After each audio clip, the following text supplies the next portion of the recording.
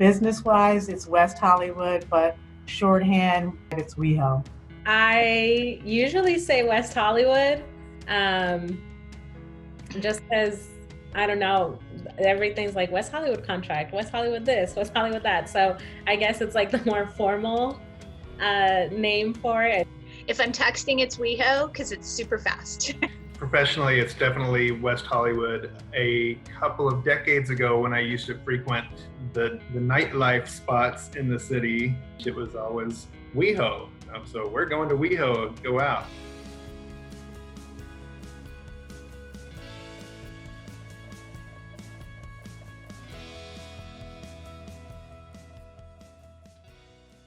I'm CARLA Ford, and I'm president of the board and chairman of the board, and for Being Alive.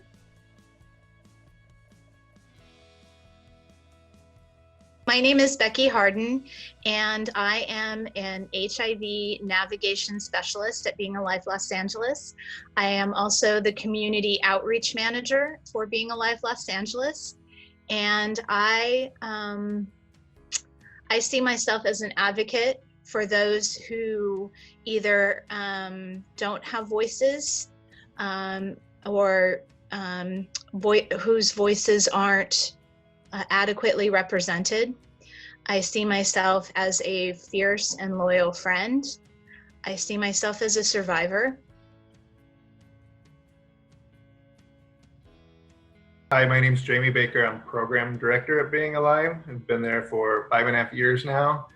I am a husband, son, baker, farmer, lover, goofball.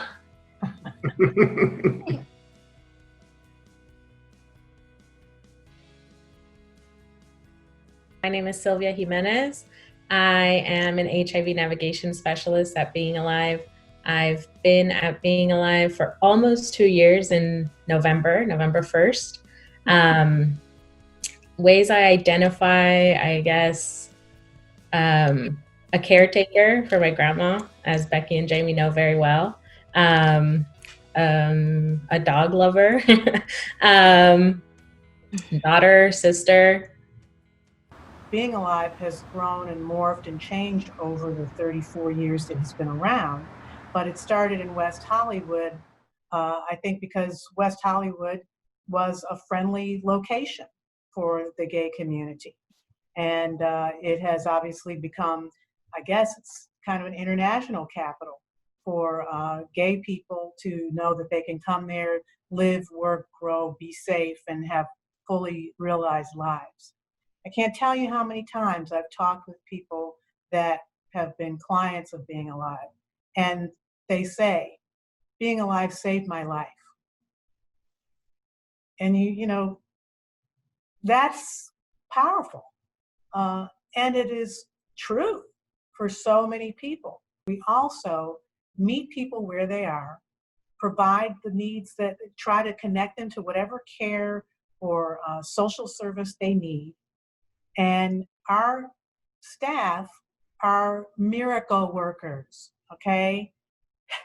Becky, Sylvia, Jamie, and Gary, when he was with us, delivered over 25,000 services in 2018 to about 9,000 people. Think about that. 4 people delivering all of those services with very shoestring funding, but funding that we get a lot of funding from West Hollywood, the city of West Hollywood. They are a great benefactor to us. And we also receive funding from Los Angeles County and also from the state of California. And we do have generous donors in our local community and nationally. Before COVID-19, we used to see clients in person regularly. Every day there were support groups. We had services, acupuncture, chiropractic clinic, mental health therapy, space where clients were always coming and going. And of course, we were also in Santa Monica Boulevard, so we just never really knew who was going to be wandering in and saying hi.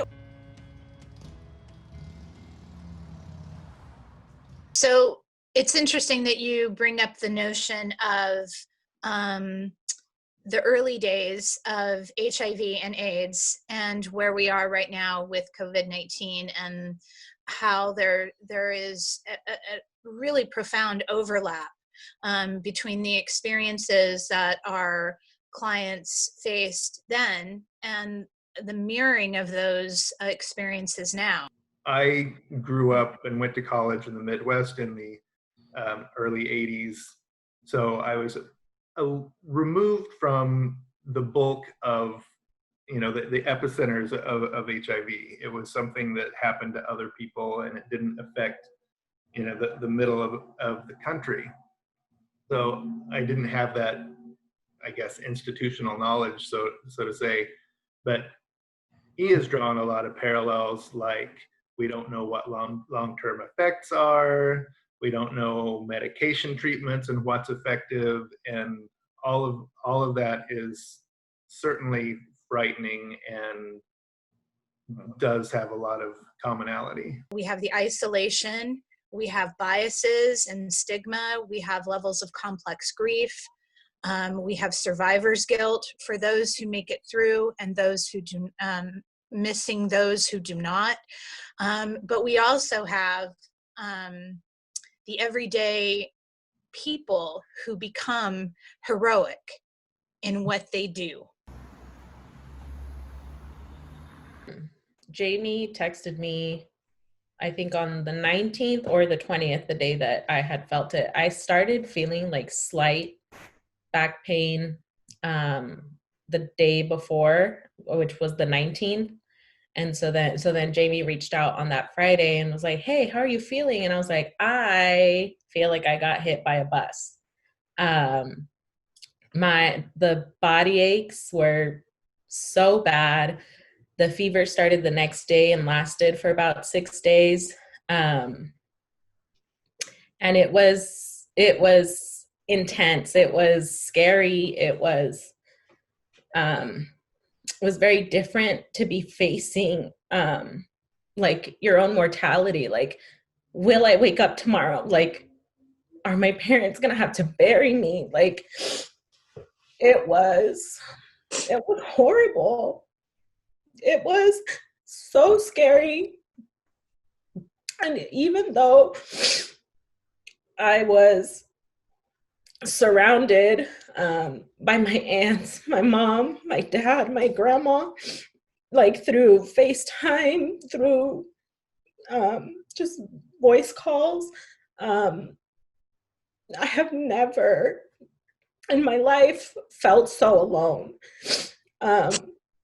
Completely just isolated. And even then, like, you start thinking, like, especially because of the work that we do, I mean, I can't speak to the HIV experience, but I can only imagine that that's how they felt and how they still feel, because we still have clients who feel that way.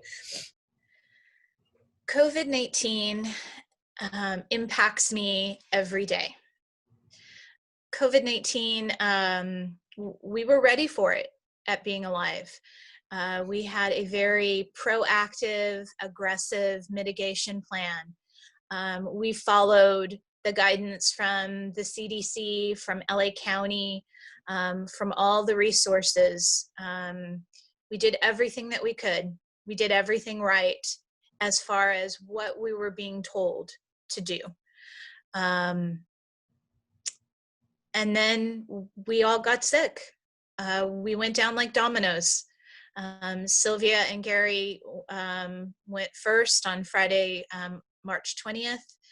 And then I, on Saturday, woke up with the fever and knew it was my turn, and Jamie late on Sunday. So we knew we all were exposed at the same time. COVID is something that it's changed me completely. I developed an obsession with cleaning once I was able to get up and like do anything.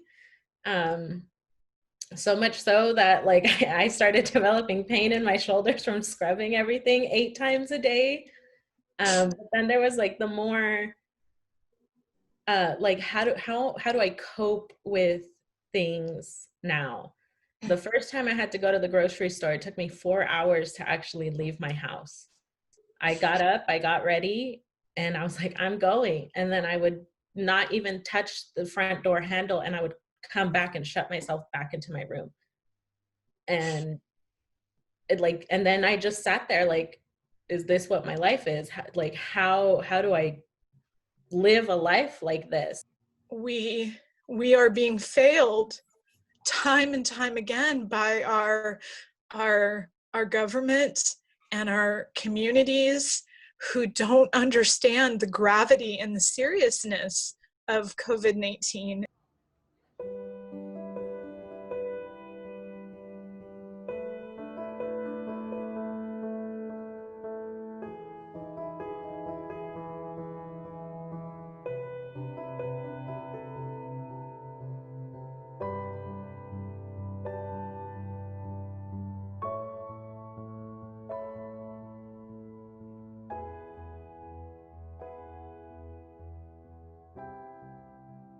Gary meant so much to all of us at Being Alive. Gary, as the board member who voted for him to be hired, and by the way, it was hands down, there was no dissent. Everybody said, yeah, we got to get this guy. Gary, being Gary, started a group text the minute we all got sick. So by Sunday, when Jamie said, that's it, I'm sick too, a group text started. And every day it was almost like roll call. How are you? What are your symptoms? What are you experiencing? Have you talked to any doctors? What are you hearing? Sharing best practices, funny stories. Like I said, some stuff that's too personal to share, but definitely things that we needed to know and kept us connected. Even when Gary it became apparent that Gary needed to be hospitalized and went into the hospital, he was still texting. There was a lot of back and forth. Some days we had hopeful messaging from Gary's care team, and some days the messaging was a bit dire. And when we got to the point where tests had been run, blood work had been taken, imagery had been taken, and we were delivered the message that we had no other options for Gary, and that Jeff had decided to allow him to leave a body that had failed him. It was devastating. On top of everything, then Gary having to go to the hospital, and you feel that guilt, like, why, like, how did my body not fail me? How have I not ended up in that position? He was visionary. He was so smart, so well-read, so knowledgeable about everything when it came to nonprofits, and he was fully committed to the organization. It wasn't just a job for him. It was an existence. It was a lifestyle. So that's what he meant to the organization. And for me personally, he was a wonderful friend. I miss him.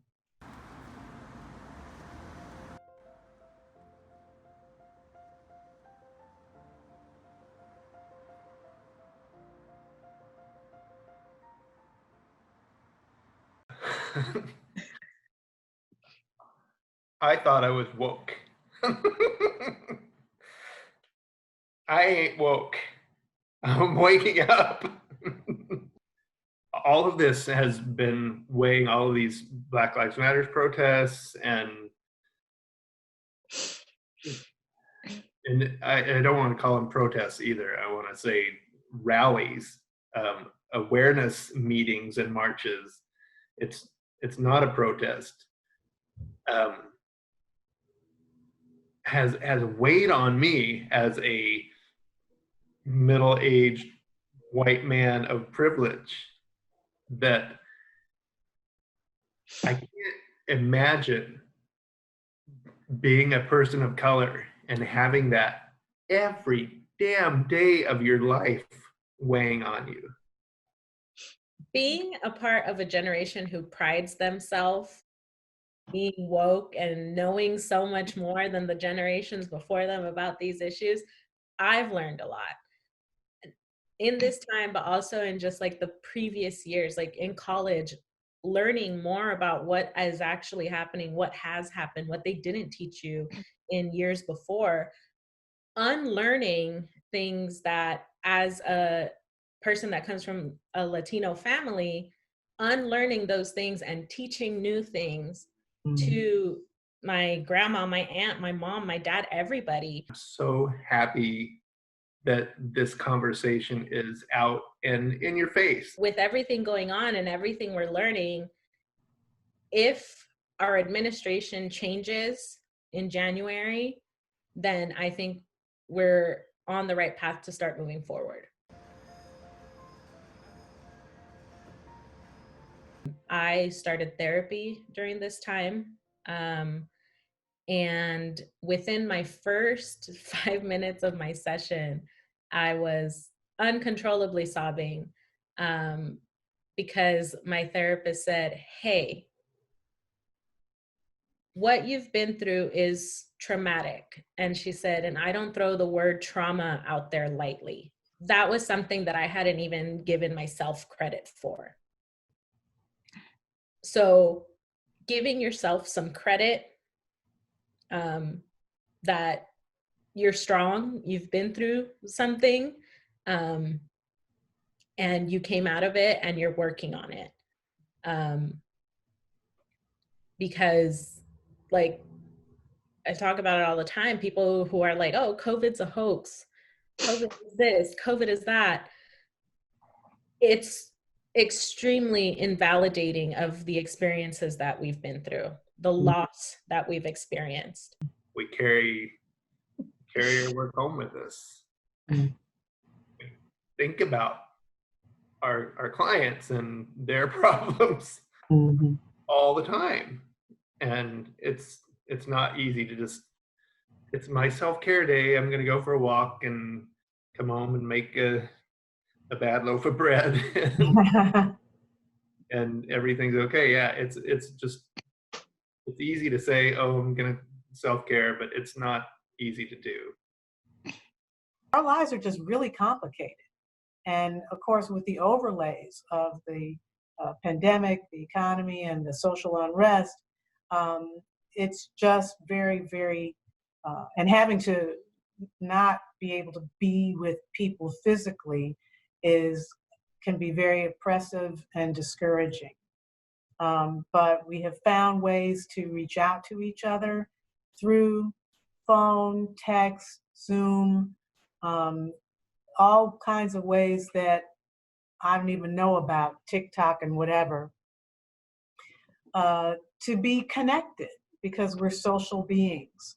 And we all should be about self-care, whether that's making bread or petting your, being with your pet, taking a walk, doing some gardening.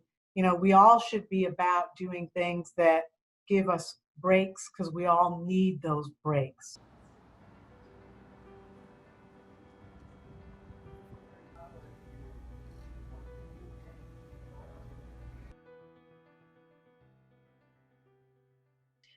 We work very hard to maintain professionalism and privacy and HIPAA, but for so many of our clients, that line is really blurred as far as who we are in their lives. But to them, we are a lifeline. Yeah. And so that need is great, especially right now. As the program person, I spend a lot of time up front and coordinating all of the services like acupuncture, chiropractic, making sure appointments are managed properly, assigning people to therapists. So though Becky and Sylvia spend a lot of really intense one-on-one time, I have the privilege of seeing a bunch of people every day, and I miss them. in my time here, like I've come to bond with especially Spanish speaking clients. And so I'd get called up from my office up to the front and I'd be thinking somebody needs something. And then they're like, oh no, sit down. I need to tell you a story. You know? And that's something I definitely miss.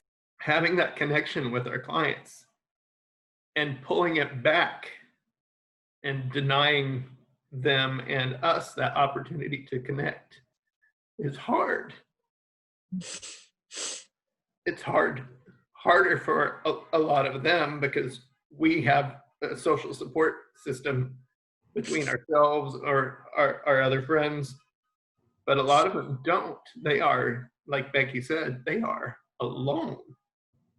And the only time they get to connect with somebody is when they walk in the door. So yeah, we know it hurts to say, oh, sorry, we've got to delay reopening again. It was August, now it's looking like October, maybe longer, who knows. But yeah, these are not decisions that are made lightly, and we want to see them, and we want to give people hugs, and we just can't. It's so important that we are there for them, and that we just kept reassuring, and that we kept telling them and saying, it's going to be okay. This isn't forever. This is this moment in time, and nothing is more important than you being safe and well, and we'll be safe and well, so that when we can gather together again, we will, and we're going to do it right.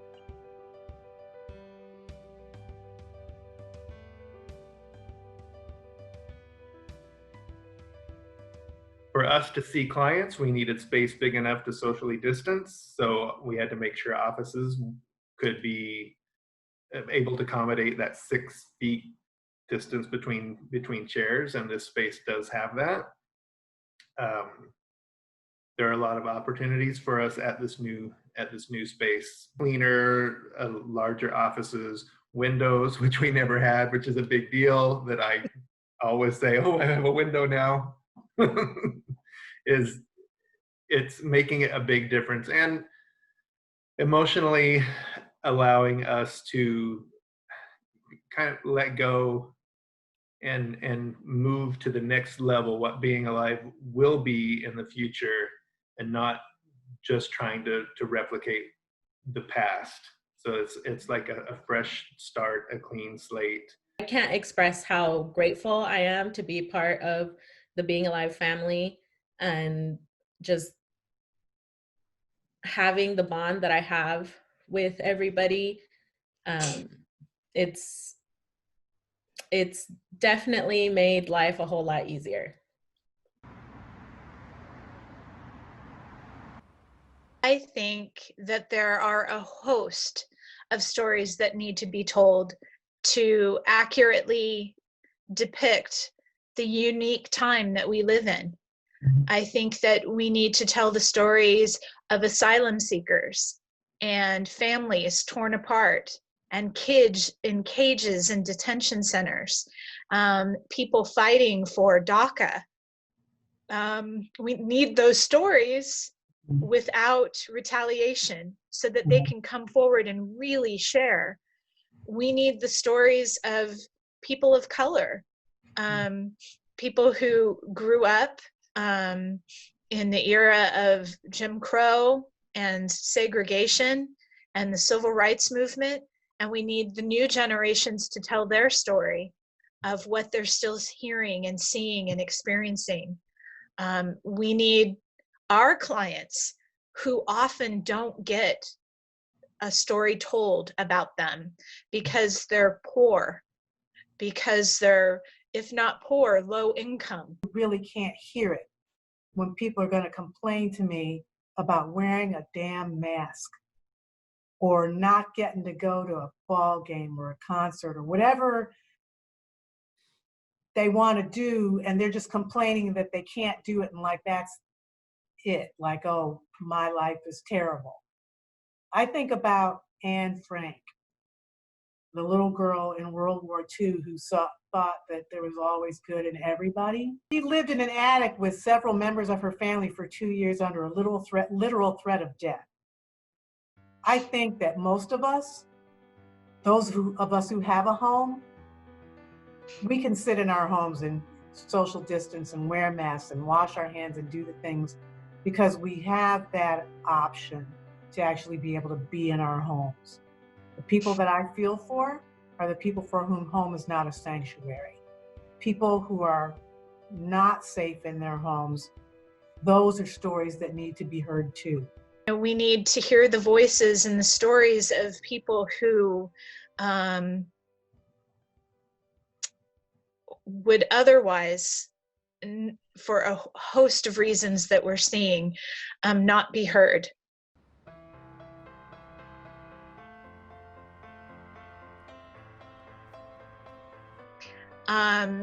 I am really grateful for a body that I haven't always been very kind to, because it didn't look a certain way, it didn't function a certain way, it didn't look like everybody else's body. But lo and behold, it's a body that saved my life and helped me through.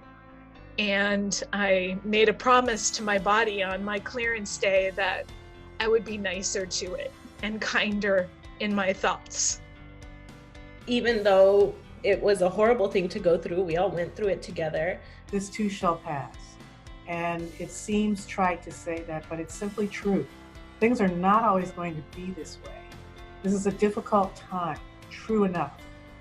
But particularly for our clients who are, coping with some pretty tough stuff without COVID-19 and the economy collapsing and, racial unrest, things are going to get better. And what we all have to do is to reinforce that message. I mean, in the darkest days of HIV AIDS, people thought that it was just a gay disease and nobody gave a damn. And there were folks who, even in that environment, knew that that could not endure, that that had to change. And they were the change. The founders of Being Alive were part of that change. So things are going to be better. We don't know when, how quickly, how soon, but things are going to get better. I'm grateful and to be living through a time that I have read about in middle school, in high school, in college, reading about these periods of history and saying, what must it have been like? What must it have been like to be there and to experience these things? And what choices would I have made? What side of history would I have been on? And I feel it's so empowering to be here now and to be a part of change. Lately, I've been grateful for my health, my family, my friends, my job. Grateful, surprisingly enough, to be back in an office, even if it is only a couple days a week, just because it's that little bit of normal that I have. I've been anxious, I've been scared, I've been depressed. It's a mix of how I've been, but luckily I have the support system that I do. I have my friends, I have my family, I have my Being Alive family. So I would say I'm okay. I'm okay.